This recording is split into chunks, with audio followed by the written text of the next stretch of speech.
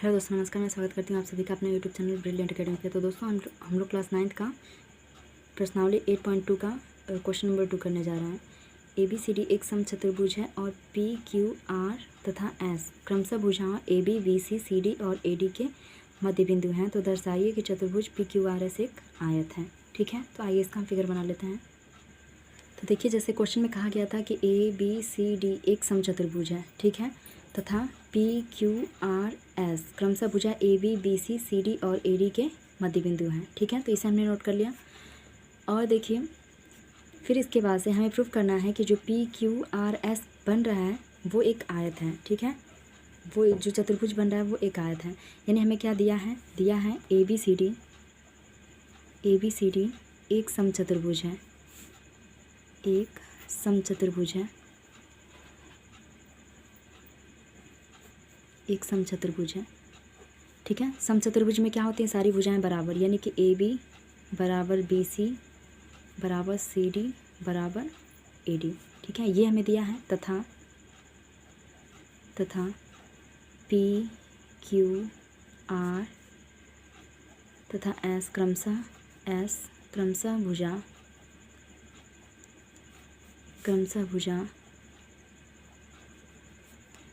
AB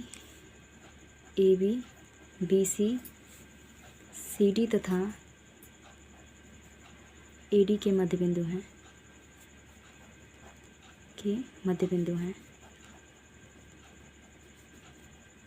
ठीक है, ये चीज़ हमें दिया है। क्या हमें प्रूफ करना है और सिद्ध करना है, हमें सिद्ध क्या करना है कि जो PQRS है, PQRS एक आयत है। ठीक है, ये हमें प्रूफ करना है। ठीक है, और थोड़ा सा रचना किया गया है। तो रचना हमने क्या किया उसको हम देख लेते हैं। यानी कि रचना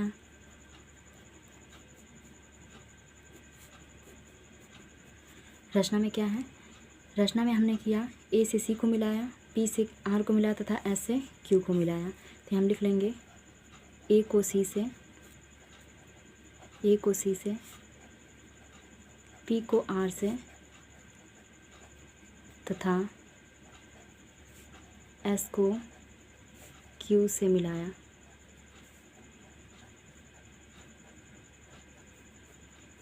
ठीक है, ये हमने रचना किया। उसके बाद से आइए हम प्रूफ करते हैं कि PQRS क्या है, एक आयत है। तो सबसे पहले हम क्या करेंगे, सबसे पहले हम मध्य बिंदु प्रमेय से हम प्रूफ करेंगे कि ADC त्रिभुज लेकर के उसमें प्रूफ करेंगे। तो त्रिभुज ADC में हमें क्या मिला, ADC में S तथा R क्रमशः भुजा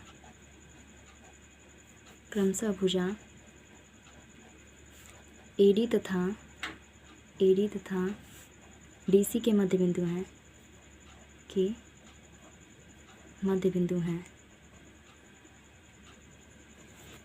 है, AD तथा DC के मध्य बिंदु हैं। अतः मध्य बिंदु प्रमेय से जिसे हमने प्रमेय 8.8 में पढ़ा था, मध्य बिंदु प्रमेय से हमें क्या मिलेगा कि जो SR है वो पैरेलल है AC के, तथा जो हमारा SR है वो हाफ है AC का। ये इक्वेशन नंबर पहला हमारा बन गया। ठीक है, इसी प्रकार त्रिभुज ABC की बात हम करेंगे। त्रिभुज ABC में तो जब हम त्रिभुज ABC की बात करेंगे तो सेम हियर ऐसे ही रख देंगे। त्रिभुज ABC में मध्य बिंदु प्रमेय का यूज़ करेंगे। मध्य बिंदु प्रमेय से क्या मिलेगा हमें कि जो हमारा PQ है वो पैरेलल है AC के, तथा जो PQ है वो बराबर है हाफ ऑफ द AC का, यानी AC का आधा है। Equation number 2। ठीक है, तो ये रहा पहला समीकरण और ये रहा हमारा दूसरा समीकरण। तो पहले समीकरण और दूसरे समीकरण से हमें क्या मिलेगा, तो हम लिख लेते हैं समीकरण 1 तथा 2 से। समीकरण 1 तथा समीकरण 2 से इन दोनों से हमें मिला कि जो हमारा PQ है वो बराबर है एस आर के, पी क्यू एस आर के बराबर हो गया, यानी कि ये वाली साइड जो है वो एस आर के बराबर हो गई। अतः इस प्रकार हम क्या कह सकते हैं, इस प्रकार पी क्यू आर एस, ठीक है, इस प्रकार पी क्यू आर एस क्या हो जाएगा, एक समांतर चतुर्भुज हो जाएगा। पी क्यू आर एस एक समांतर चतुर्भुज है, एक समांतर चतुर्भुज है।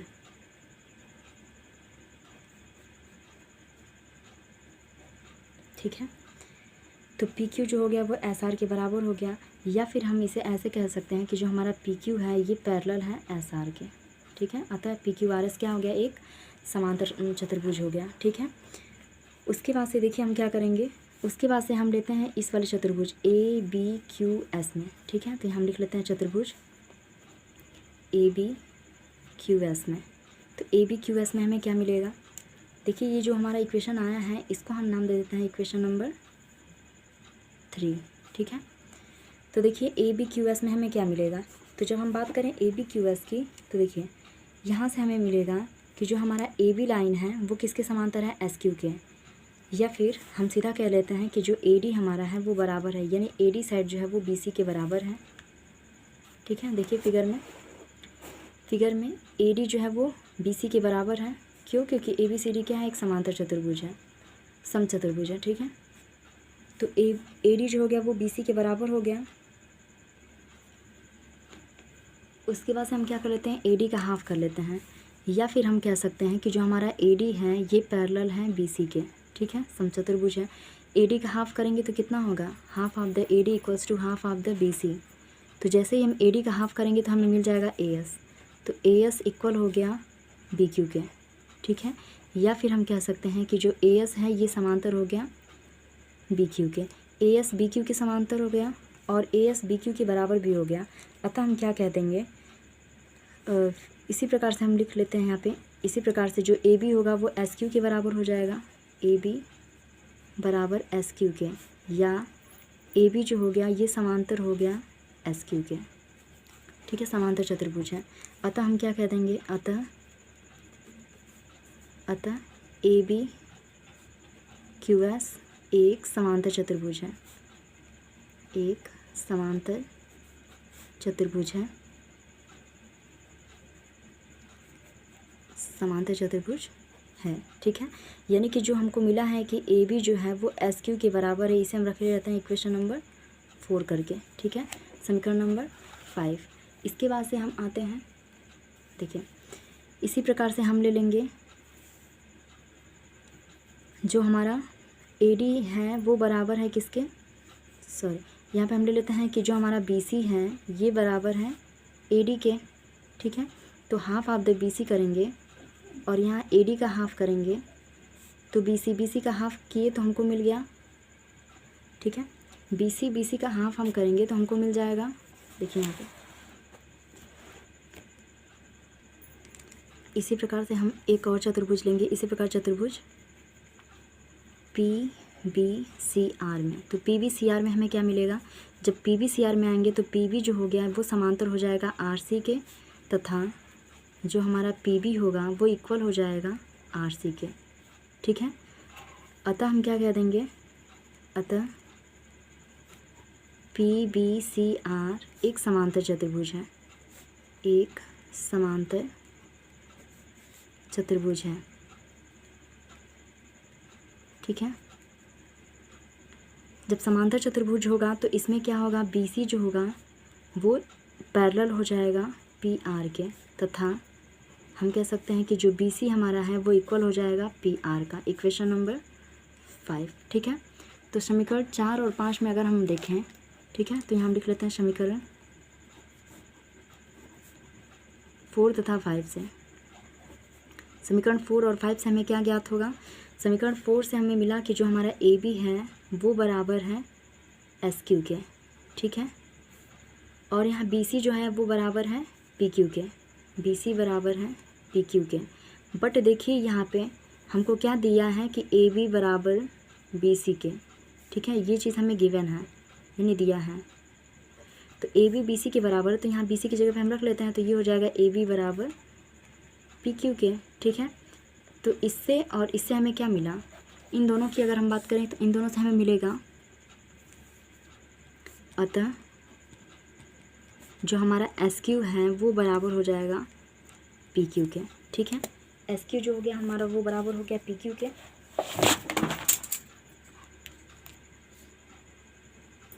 तो एस क्यू और पी क्यू दोनों क्या हमारे विकर्ण, अतः हम लिख लेंगे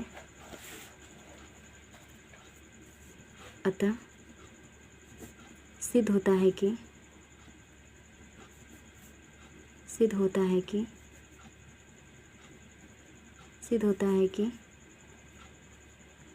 पी क्यू आर एस एक आयत है।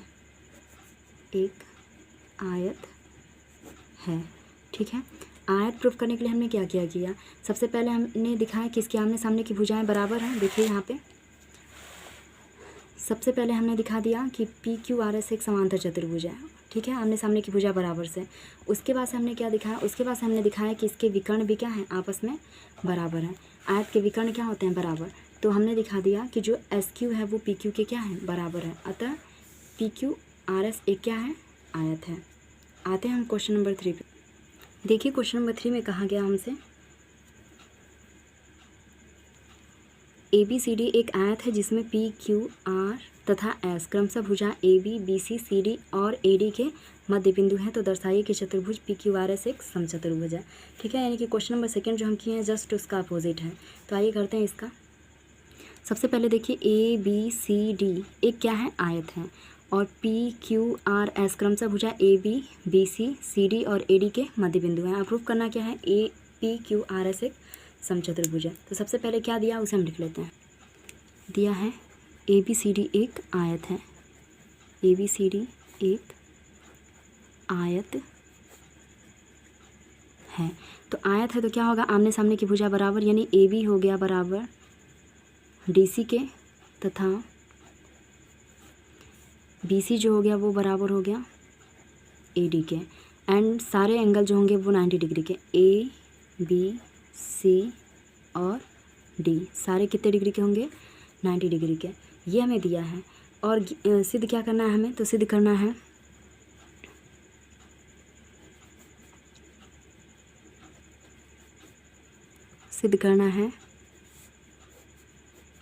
तो क्या सिद्ध करना है, हमें प्रूफ करना है कि पी क्यू आर एस एक समचतुर्भुज है। पी क्यू आर एस एक समचतुर्भुज है,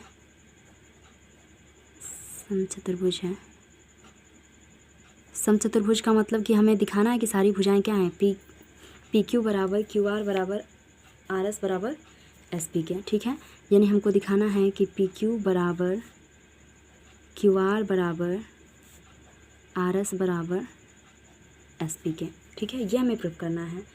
और रचना हमने क्या करा है, रचना में सिर्फ एक स्टेप हम किए हैं, ए को सी से मिलाया। ठीक है, ए को सी से मिलाया, ए को हमने सी से मिलाया। अब आइए हम प्रमाण में लिखते हैं कि यानी हमें प्रमाण क्या है, यानी हम प्रूफ करना है पी क्यू आर एस समचतुर्भुज है। ठीक है, तो देखिए सबसे पहले हम क्या करेंगे, वही त्रिभुज ए डी सी लेंगे, एक बार ए बी सी लेंगे जैसा कि हमने पीछे किया था। तो हम लिख लेते हैं त्रिभुज ए डी सी में एस तथा आर क्रमशः भुजा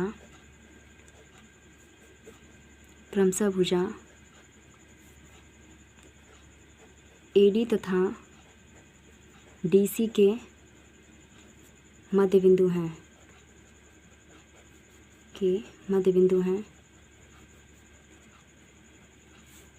अतः मध्य बिंदु प्रमेय से मध्य बिंदु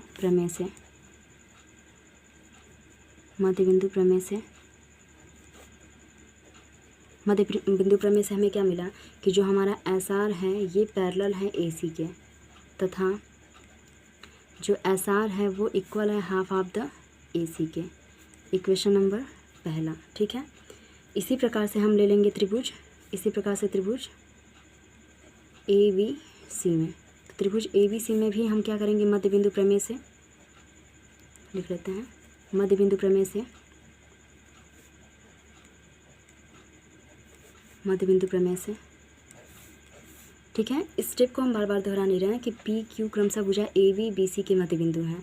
तो मध्य बिंदु प्रमेय का यूज़ हम करेंगे तो क्या मिलेगा हमको कि पी क्यू जो है वो समांतर है ए सी के, तथा पी क्यू जो है वो इक्वल है हाफ ऑफ द ए सी का हाफ है। समीकरण नंबर 2। तो समीकरण 1 व 2 से हमें क्या मिला? समीकरण 1 व 2 से हमें मिल गया, समीकरण 1 व 2 से, समीकरण 1 व 2 से हमें मिला पी क्यू बराबर है एस आर के। अतः यहाँ इससे हमें क्या साबित हुआ? अतः पी क्यू आर एस एक समांतर चतुर्भुज है, एक समांतर चतुर्भुज है। अगर हम बात करें सिर्फ इसकी तो इससे, और जो ये अभी हमने प्रूफ किया इसको हम इक्वेशन नंबर 3 बना के रखे रहते हैं अपने पास। अब आते हैं हम फिगर में। देखिए फिगर में हम यहाँ से ले लेंगे 2 त्रिभुज अपना, कौन कौन सा? एक हम लेंगे ए एस पी तथा दूसरा बी क्यू पी। ठीक है, 2 त्रिभुज यहाँ से हम ले रहे हैं। तो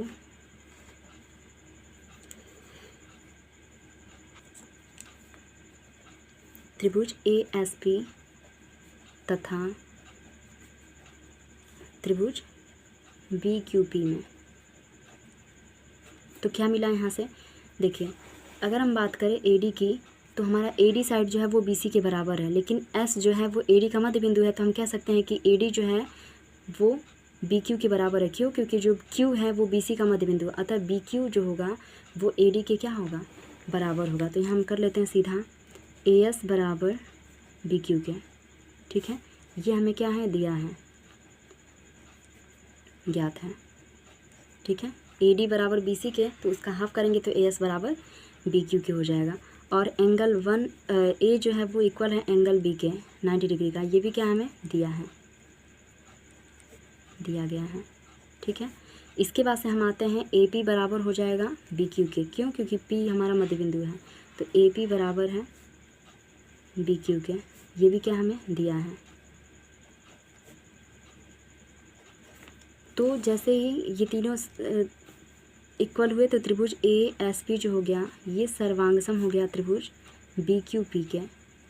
किस बेस पे हुआ है? Side angle side. ठीक है, यानी कि भुजा और कोण भुजा से ये त्रिभुज क्या हो गया? सर्वांगसम हो गया। जैसे त्रिभुज सर्वांगसम हो गया तो यहाँ से हम क्या लेंगे? एस पी बराबर पी क्यू के बाय सी पी सी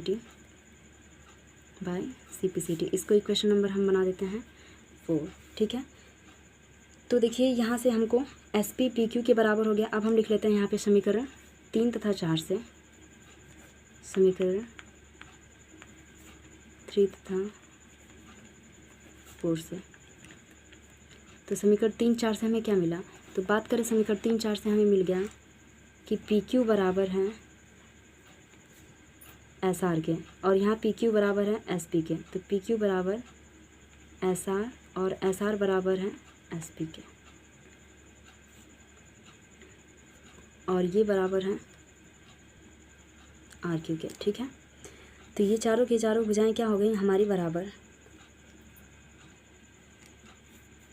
ठीक है, तो इस प्रकार से P Q S R S P और क्यू आर, ठीक है, आर क्यू, ये सारे के सारे क्या हो गए? बराबर। देखिए पी क्यू हमारा बराबर है एस आर के, एस पी के और आर क्यू के। ये चारों की चारों साइडें इक्वल हो गई। जैसे ही चारों साइड इक्वल हो गया तो हम क्या कह लेंगे? अतः पी क्यू आर एस एक समचतुर्भुज है, एक समचतुर्भुज है, एक समचतुर्भुज है। ठीक है,